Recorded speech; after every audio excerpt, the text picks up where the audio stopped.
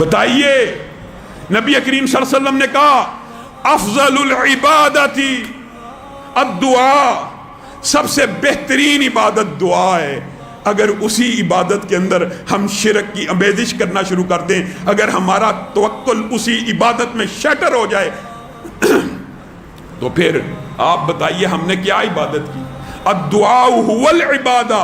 کئی جگہ تو اللہ نے یہ کہہ دیا نبی کریم کے ذریعے سمجھانے کے لیے دعا ہی اصل عبادت ہے۔ پھر کہا الدعاء مخ العبادہ، دعا عبادتوں کا مغز ہے۔ اس حدیث کا کیا مطلب ہے؟ آپ نے نماز کے اوپر غور کیا ہے؟ نماز کی ابتدا کس سے؟ سورۃ فاتحہ سے دعا ہو رہی ہے۔ نماز کی انتہا کہاں پہ؟ دعاؤں پہ۔ نماز پوری کی پوری دعا ہے۔ قرآن اٹھائیے، قرآن پاک کی ابتدا کس سے؟ دعا سے۔ سورۃ فاتحہ دعا ہے۔ اللہ تعالیٰ نے قرآن پاک کی ابتدا میں تجھے اور مجھے سورۃ فاتحہ عنایت کر کے اس بات کو سمجھانے کی کوشش کی، سب سے پہلے اپنے رب سے مانگنا شروع کر۔ قرآن کی ابتدا ہوتی تب ہے جب رب سے مانگنا بندہ شروع کر دیتا ہے، اور اسی پر بس ہے نہیں۔ جب قرآن پاک کی انتہا ہوئی، آپ آخری 2 سورتوں پہ پہنچے، وہاں پہ بھی کیا ہے؟ دعا ہی دعا ہے۔ اپنے رب کی بارگاہ میں آ کر ہاتھوں کو پھیلانا۔ میرے بھائیو، جتنا مرضی دنیا کا سخی آدمی ہونا، دنیا کا سخی آدمی، آپ اس کو 1 مرتبہ پکاریں، 2 مرتبہ پکاریں، 10 مرتبہ پکاریں، بالآخر ایک وقت آئے گا وہ آپ کی پکار اور ندا سے تنگ آ جائے گا، آپ کے لیے دروازے بند کر دے گا۔ دنیا کا سب سے بڑا سخی ہو، آپ 100ویں مرتبہ، 200 مرتبہ، 300 مرتبہ اس کے گھر جائیں، نوک کریں، مانگیں، ایک وقت آئے گا اپنے دروازوں کو بند کر لے گا۔ اور رب کون ہے جو ایک دفعہ پہ بھی دروازوں کو کھولتا ہے، 2 پہ بھی کھولتا ہے، اور جب بندہ 100 پہ پہنچتا ہے، 200 پہ پہنچتا ہے، پھر اس کی دعا میں اور رب کے مابین جو بندہ زیادہ دعائیں کرتا ہے، پھر اس کی دعا اور رب کے مابین کوئی حجاب بھی نہیں رہتا۔ یہاں سے وہ دعا کرتا ہے، آسمان سے دعا کی قبولیت کا پروانہ جاری ہو جاتا ہے۔ رب وہ ہے جو دعا نہ مانگنے پہ ناراض ہوتا ہے، اور بندے وہ ہیں جو مانگنے پہ ناراض ہوتے ہیں۔ تمہارا رب وہ ہے اگر اس سے مانگنا چھوڑ دو گے، حدیث کے الفاظ ہیں، اس سے مانگنا چھوڑ دو گے تو وہ تم سے ناراض ہو جائے گا۔ میرے بھائیوں، بہت سے لوگ یہ سمجھتے ہیں ہماری دعائیں قبول نہیں ہوتی۔ نبی کریم صلی اللہ علیہ وسلم نے فرمایا، آپ یہ بات بھی سمجھ لیجئے، نبی کریم کی حدیث کے اوپر غور کیجئے۔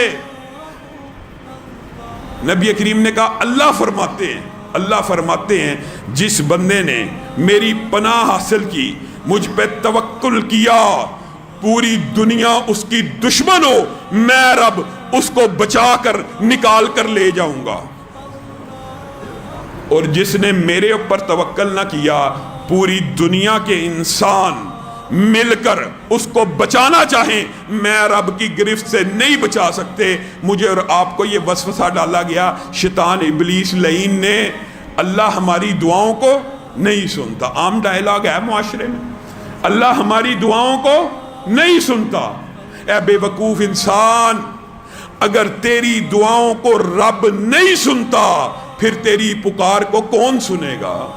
اگر رب بھی تیری دعا اور پکار اور ندا کو نہیں سنتا، پھر تو لوگوں کے آگے بین کر، چیخو پکار کر، وویلا کر، رب میری نہیں سنتا، تو دنیا کا کوئی بندہ بھی تجھے کوئی نفع نہیں دے سکتا۔ نبی کریم نے کہا جس نے یہ ڈائلاگ بولا کہ میری رب نہیں سنتا، اس نے جلدی کی، اس نے تعجیل کی، اس نے جلد بازی کا مظاہرہ کیا، اور اس جملے سے اس کا رب ناراض ہو گیا، اب وہ اس کی سنتا ہی نہیں۔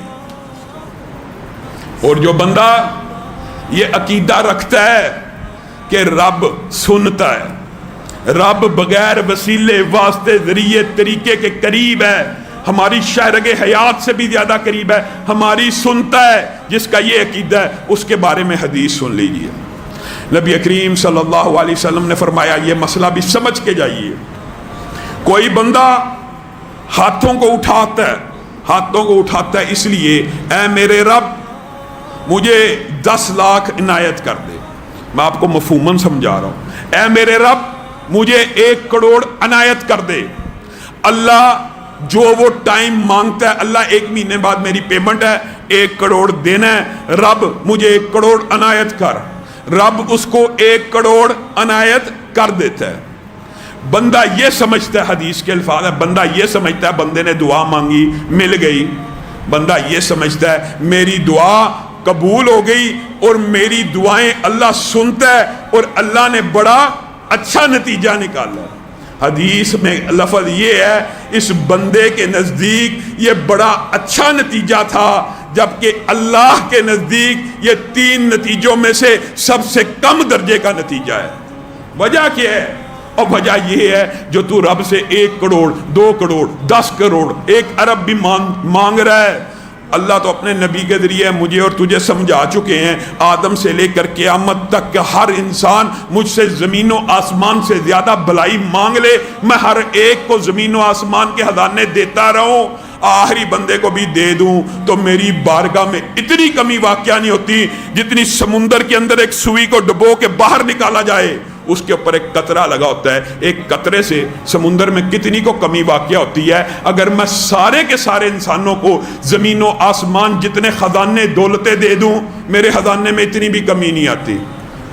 اور بندہ سمجھتا ہے 1 کروڑ مانگا 10 کروڑ مانگا تو شاید میری دعا کا سب سے اچھا نتیجہ ظاہر ہو گیا، اللہ نے دے دیا۔ اللہ کہہ رہے ہیں نبی کریم کے ذریعے یہ نتیجہ بندے کے نزدیک بہت عمدہ ہے لیکن اللہ کے نزدیک تیسرے نمبر کا۔ تو باقی 2 نتیجے کیا ہیں میرے بھائیوں؟ اس بارے کے اوپر غور کیجئے۔